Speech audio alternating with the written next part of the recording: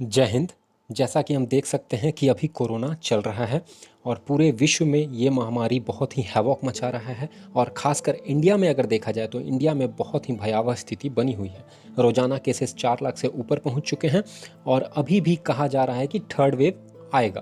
तो third wave आएगा तो और भी ज़्यादा हैवॉक और भी ज़्यादा परेशानी हम लोगों के लिए करके जाएगा।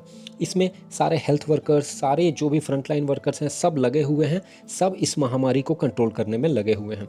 हम अपने स्तर पर भी अपने घरों में रहकर और कोरोना गाइडलाइंस का पालन करके इसमें सहयोग कर रहे हैं। लेकिन इसी बीच हमारे देश में इलेक्शन हो जाते हैं और इलेक्शन में सारी पार्टियां पूरा दमखम के साथ खड़े उतरते हैं और पब्लिक भी उनको पूरा सपोर्ट करती है। हालांकि बीच बीच में टीवी पर आकर ये कहते रहते हैं कि कोरोना गाइडलाइंस का पालन कीजिए, हालांकि ये खुद कितना गाइडलाइंस का पालन किए ये तो आप सभी को पता ही है।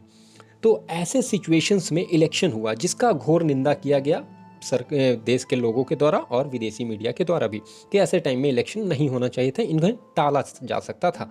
हालांकि इलेक्शन तो हो गए और इलेक्शन एक राज्य में नहीं, अलग अलग राज्यों में इलेक्शन हुए। लेकिन इसमें एक राज्य बहुत ही उभर कर सामने आया और वो है वेस्ट बंगाल।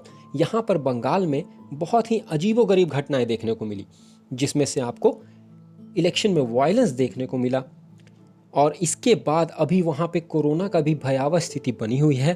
कोरोना केसेस बहुत तेज़ी से बढ़ रहे हैं और इसी बीच पब्लिक किलिंग भी बहुत ज़्यादा बढ़ रही है। अब हम थोड़ा सा बंगाल का इतिहास देखते हैं। देखिए, बंगाल जो है ये 1947 में जब ब्रिटिश रूल एंड हुआ, उसके बाद ब्रिटिश का बंगाल लेजिस्लेशन असेंबली पास किया था वोट के साथ कि हाँ, पार्टीशन ऑफ बंगाल होगा रिलीजियस लाइन पे, और उसमें 2 एंटिटी बने, वेस्ट बंगाल और ईस्ट बंगाल। ईस्ट बंगाल जो कि पाकिस्तान का पार्ट था और फाइनली बांग्लादेश बना 1971 के वॉर के बाद, और वेस्ट बंगाल इंडिया का पार्ट रहा। तो ये जो है पार्ट हमें कन्फ्यूजन होता है, नाम तो है वेस्ट बंगाल लेकिन ये ईस्ट पार्ट में पड़ता है, ईस्टर्न रीजन ऑफ इंडिया में पड़ता है। यहाँ पर इलेक्शन हुए, इसमें मेनली 2 पार्टी के बीच में वॉर था आपका, ये एक ममता बनर्जी का पार्टी और एक बीजेपी, तृणमूल कांग्रेस और बीजेपी। ममता बनर्जी ने भी पूरा ताकत के साथ इसमें लड़ा और इसमें बहुत सारे अलग अलग व्यू आ रहे थे कि हाँ, इन्होंने अपना पैर तुड़वा के बैठ गए ताकि पब्लिक सेंटीमेंट को जीत सकें। इधर बीजेपी कम्युनल लाइंस पे खेल रही थी और दोनों मिलकर ये पूरे गेम को बहुत ही अच्छी तरीके से खेले और पब्लिक को पूरी तरीके से लूटे हैं। लूटे इन अ सेंस कि पब्लिक को बेवकूफ़ बनाए हैं और इसमें पब्लिक का ही घाटा हुआ, क्योंकि एक तो पब्लिक कोरोना के गाइडलाइंस को तोड़ते हुए जनप्रतिनिधि के आवेश में जाकर वहाँ पर सब भीड़ में खड़े हुए और कोरोना पूरे देश में भर भर के फैलाएं। और उसके बाद फाइनली अभी जब इलेक्शन का रिजल्ट आता है तो उसके बाद ये मार काट पे उतारू हो जाते हैं। यहाँ पर सबसे ज़्यादा एक कंट्रोवर्शियल सीट था नंदीग्राम का, जहाँ पर शुभेंदु अधिकारी और ममता बनर्जी आमने सामने खड़े थे। हालांकि इसमें शुभेंदु अधिकारी के बाद में जीत हो जाती है। इसमें बहुत ज़्यादा कलेश निकाला जा रहा था कि हाँ, ये जो वायलेंस हो रहा है ये बहुत ही दिक्कत का चीज़ है, बहुत ही प्रॉब्लम का चीज़ है। तो हम देखेंगे कि आखिर ये वायलेंस क्यों हुआ। क्या बंगाल का इतिहास ऐसा रहा है? तो हाँ जी, इतिहास ऐसा रहा है कि यहाँ पर वायलेंस होते आ रहे हैं। तो क्या इसे चेंज नहीं किया जा सकता है, ये हम देखेंगे। तो देखिए, इसमें टीएमसी विजय आई। देखिए, ये पार्टी मना रहे, किसी के भी चेहरे पर मास्क नहीं है, सभी कोरोना गाइडलाइंस को ताड़ ताड़ करके पूरा इलेक्शन पूरा किए हैं। और इसके बाद ममता बनर्जी का फेवरेट खेला होबे, और खेला हो चुका। वायलेंस बहुत तेज़ी से वहाँ पे फैला और आज के डेट में भी डेली वायलेंस देखा जा रहा है। हालांकि अब वहाँ पे चुनी हुई सरकार आ चुकी है, लेकिन फिर भी ये वायलेंस देखा जा रहा है, लोगों को मारा जा रहा है। टीएमसी वर्कर्स बीजेपी के कार्यकर्ताओं को मार रहे हैं। सबसे ज़्यादा दुखी घटना था जब एक टीएमसी के वर्कर द्वारा एक बीजेपी कार्यकर्ता के मदर को किल कर दिया गया। यार, तुम्हें उससे दुश्मनी थी, मर्डर उनके माँ को, पिताजी को क्यों मार रहे हो? तो ऐसे किलिंग्स, हालांकि किलिंग्स किसी का भी हो, ये जस्टिफिकेशन कभी नहीं हो सकता कि हाँ, इसका किलिंग इसके लिए हुआ। तो ये बहुत ही शर्मनाक घटना है पूरे बंगाल के लिए और ओवरऑल पूरे इंडिया के लिए, क्योंकि इंडिया का छवि वर्ल्ड देखता है कि हाँ, सबसे बड़ा डेमोक्रेसी कहलाता है, सबसे बड़ा जनसंख्या वाला देश कहलाता है, तो इसे कब हम नीचा दिखा सकते हैं। तो ये सब पॉइंट भी दिखता है। और ये जो वायलेंस हुआ, इसमें एक पार्टी नहीं, सीपीआईएम ने भी और कांग्रेस ने भी और बीजेपी ने भी तृणमूल कांग्रेस के ऊपर आरोप लगाया है। और आरोप लगाना कुछ हद तक जायज़ भी है, क्योंकि उस समय care taking CM Mamata Banerjee जी थे। तो केयर टेकिंग सीएम का ये दायित्व होता है। और देखिए गवर्नर ने भी वहाँ पर ट्वीट करके बताया है कि यहाँ पर मैंने रिपोर्ट्स मांगे थे, रिपोर्ट्स नहीं दिए गए। देखिए सीताराम येचुरी जी का ये ट्वीट था, और ये टीएमसी लीडर कैसे वहाँ पर उठक बैठक करवा रहे हैं या उन्हें पनिश कर रहे हैं। तो देखिए इसमें शुभेंदु अधिकारी 1956 वोट से जीते हैं बीजेपी के शुभेंदु अधिकारी ने जीता, और ममता बनर्जी का हार हुआ। हालांकि ममता तीसरी बार टीएमसी को हेड करने के लिए गोपनीयता की शपथ लेते हैं, गोपनीयता की शपथ तो ले लेते हैं। अब इसमें कयास निकाले जा रहे हैं कि हाँ इन्हें ये पद से छोड़ना पड़ेगा, क्योंकि ये नहीं बन सकते, क्योंकि ये जीते नहीं। देखिए बहुत बड़ा मेजॉरिटी के साथ टीएमसी जीत कर आया है, 213 सीट जीते हैं, और बीजेपी को 77 सीट मिले हैं। 292 टोटल सीट्स थे, 2 सीट पे चुनाव नहीं हुआ था। लेकिन इन सब बातों के बीच में ममता बनर्जी ने आखिरकार सीएम का पद का पोस्ट संभाल लिया। वहाँ पर जगदीप धनखड़ जो कि वहाँ का गवर्नर हैं, उनके द्वारा बोला जाता है बंगाल वायलेंस के ऊपर। तो इन्होंने फिर जो बयान दिया वो बहुत ही शॉकिंग था। बयान में इन्होंने बोला कि मेरे हाथ में कुछ नहीं है, सारे फोर्सेस सेंटर के हैं और मैं अभी कुछ कर नहीं सकती हूँ। तो देखिए ये तो बिल्कुल ही गलत है, क्योंकि संविधान में ऐसा कुछ नहीं है। और इन्होंने फाइनली बोला कि हाँ आप लोग थोड़ा संयम रखिए, आप लोग ऐसे वायलेंस मत कीजिए। बंगाल बहुत ही पीस लविंग स्टेट है, हम सभी को पता है कि Bengali one of the most peace loving language है, लेकिन बंगाल में जो देखने को मिल रहा बहुत ही दुखद घटना है। तो इस पे इन्होंने बोला कि मैं तो केयर टेकर सीएम हूँ, मुझे कुछ पावर नहीं है। तो ये तो बिल्कुल ही गलत है, आपके पास पूरा पावर है, आप चाहें तो ये सब रोक सकते हैं। यहाँ पर डेली डेथ्स हो रहे हैं, न्यूज़पेपर के अलग अलग आर्टिकल्स आ रहे हैं कि आज इतने डेथ हुए उतने डेथ हुए। लेकिन सबसे ज़्यादा दुख का बात तब होता है जब केयर टेकर सीएम बोल दे कि मैं यहाँ पर कुछ कर नहीं सकती हूँ, क्योंकि मेरे हाथ में ये सब नहीं है। तो ऐसा सिचुएशन में अगर 356 नहीं तो एटलीस्ट 355 आर्टिकल 355 लागू किया जा सकता है।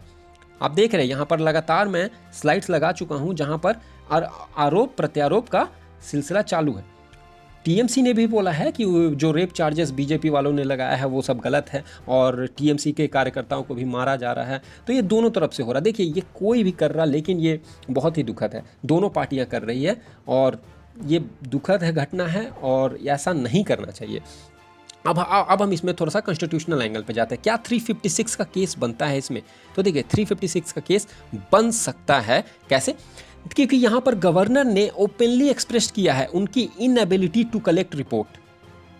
इस सिचुएशन में उन्हें सपोर्ट नहीं दिया जा रहा स्टेट पुलिस के द्वारा, ना ही उनके कॉल्स को रिस्पॉन्ड कर रहे। तो ऐसे सिचुएशन में गवर्नर अगर रिपोर्ट नहीं सबमिट करते हैं, 356(1) के अंदर गवर्नर को रिपोर्ट सबमिट करना रिक्वायर्ड है, लेकिन अगर नहीं सबमिट कर पाते हैं गवर्नर, तो इसमें लिखा गया है but the governor can't submit report as required in the 356 but there is if the governor और अदरवाइज। यहाँ पर एक अदरवाइज लिखा है कि गवर्नर रिपोर्ट अगर सबमिट कर सकता है अदरवाइज। तो अदरवाइज में क्या है? सुप्रीम कोर्ट कॉग्निजेंस ले सकती है और एक टीम बनाकर वहाँ पर रिपोर्ट प्रेसिडेंट को सौंप सकती है, और उसके बाद प्रेसिडेंट वहाँ पर राष्ट्रपति शासन लगाने में सक्षम है। और ये ओवररीच नहीं माना जाएगा, सुप्रीम कोर्ट का ओवररीच नहीं माना जाएगा। ये सुप्रीम कोर्ट का जजमेंट आ चुका है पहले भी, एसआर बोमई केस आप देख सकते हैं फॉर योर रेफरेंस। तो फिर उसके बाद ममता बनर्जी का ये भी कैटेगोरिकली बहुत सारे न्यूज़पेपर में, चाहे वो अल जजीरा हो या फिर इंडियन एक्सप्रेस हो, इंडियन टुडे, बहुत सारे न्यूज़पेपर इसे कोट किए हैं कि उन्होंने ये बोलते हुए सुना गया है कि तुम क्या करोगे जब सेंट्रल फोर्सेस तुम्हें छोड़कर चले जाएंगे, सेंट्रल फोर्सेस बंगाल से निकल जाएंगे। तो ये सब पॉइंट्स बहुत ही दुखद है। ऐसा किसी को भी पावर नहीं होना चाहिए कि आप स्टेट के मशीनरी को ओवरटेक कर सकते हो, क्योंकि स्टेट पूरा ही एक संविधानिक बॉडी है और संविधान के अंदर रन करता है। यहाँ पर आर्टिकल 19 और 21 का भी उल्लंघन का बात किया जा रहा है। यहाँ पर पिटीशन अभी हो चुका है सुप्रीम कोर्ट में, हमें देखने को आगे मिल सकता है कि क्या सुप्रीम कोर्ट इस पर बोलती है। हालांकि मुझे पूरा उम्मीद है कि सुप्रीम कोर्ट थोड़ा सा इन्हें लतार लगाएगी और बोलेगी कि हाँ आप अपने स्टेट में लॉ एंड ऑर्डर को दुरुस्त कीजिए, लॉ एंड ऑर्डर का पालन करवाइए। देखिए प्रेसिडेंट रूल आप देख सकते हैं स्क्रीन पे, इसे पढ़ सकते हैं उसके डिटेल्स। ठीक, अब इसमें वे फॉरवर्ड क्या है? देखिए वे फॉरवर्ड यही है कि ये जो महम जो क्रिएट हो रखा है ये बंगाल का इमेज को बहुत ज़्यादा दुख पहुंचाता है, और फाइनली इंडिया का इमेज वर्ल्ड में बहुत ही दुखद बनता है। और यहाँ पर पुअर डेमोक्रेसी हम दिखेंगे, पूरे वर्ल्ड का नज़र हम पे है। और ऐसे जबकि कोरोना से इतने ज़्यादा डेथ्स हो रहे हैं, ऐसे में अगर हम पुअर डेमोक्रेसी दिखें और ऐसे वायलेंस हो तो ये बहुत ही शर्मनाक है। और वायलेंस जो है ना, ये किसी इंडिविजुअल का ट्रेजेडी नहीं है, ये कॉन्स्टिट्यूशनल ट्रेजेडी है। जो पार्टी 2/3 मेजॉरिटी से जीत कर आती है और वो फिर बोले मैं कंट्रोल नहीं कर सकती हूँ, तो ये तो बहुत ही दुखद है। आप अब जीत कर आ गए हैं, अब आपसे उम्मीद है कम से कम अब ये वायलेंस रुकनी चाहिए। कलकत्ता हाई कोर्ट हालांकि कॉग्निजेंस लिया है खुद से, जो कि उनके पास पिटीशंस बंगाल के लॉयर्स द्वारा दिए गए थे। नेशनल कमीशन ऑफ वुमेन भी इस पे कॉग्निजेंस लिए हैं, जो रेप और वायलेंस अगेंस्ट वुमेन के बात इसमें आई है सामने। तो मुख्यमंत्री, हालांकि मैं लास्ट में यही बोलूँगा कि मुख्यमंत्री जो है वो किसी पार्टी का नहीं होता है, वो एक संविधानिक पद का शपथ लेकर वहाँ पर आता है और उन्हें इसका पूरा इस्तेमाल करने का दायित्व है और स्टेट में लॉ एंड ऑर्डर मेंटेन करने का पूरा दायित्व उनके ऊपर जाता है। और सेंट्रल गवर्नमेंट्स अगर कल को इसी का बहाना लगाकर राष्ट्रपति शासन लगा दे तो फिर सेंट्रल गवर्नमेंट्स का रोना नहीं रोना चाहिए। देखिए, अब ममता बनर्जी जी ने शपथ तो ले लिया है, तो अब ये कम से कम 6 मंथ तक इस पोस्ट पर रहेंगी और उस पीरियड के दौरान उन्हें किसी न किसी सीट से लड़ना होगा। हालांकि पूरा चांसेस है कि किसी एक पार्टी मेंबर को वहाँ से रिज़ाइन देने के लिए कहा जाएगा और फिर वहाँ से ममता बनर्जी जीत कर आ जाएंगी, क्योंकि वहाँ पर स्टेट में आपका एक ही हाउस है। अगर दूसरा हाउस रहता तो नॉमिनेट होकर भी आ सकती थी, जैसे राज्यसभा में होता है। देखिए, आर्टिकल 164 में कहा गया है कि the constitution facilitates such appointment in the interest of the governance with a qualification that the minister should get elected to the legislature within 6 months। 6 महीने के अंदर 164 में लिखा गया है कि संविधान में ऐसा प्रावधान है कि 6 महीने के अंदर आप चुना कर आ जाइए। ये इसलिए किया गया है ताकि गवर्नेंस बहुत स्मूथ तरीके से चलता रहे। ये सिर्फ स्टूडेंट के लिए होता है कि आप अगर एक बार फेल हो गए तो दोबारा फिर अब 1 साल का इंतजार करो। नेताओं के लिए ये सब बहुत ही आसान है। तो बी आर अम्बेडकर जी ने एप्टली कहा था इस चीज़ को लेकर कि ये एक प्रिविलेज दिया गया है और ये एक्सटेंड ओनली फॉर 6 मंथ के लिए होता है और ये उसके लिए एकदम से नहीं होगा जो कि एकदम एक भी वोट से चुना कर ही ना आए। तो ये देखते हैं क्या होता है। Till then keep learning. Thank you.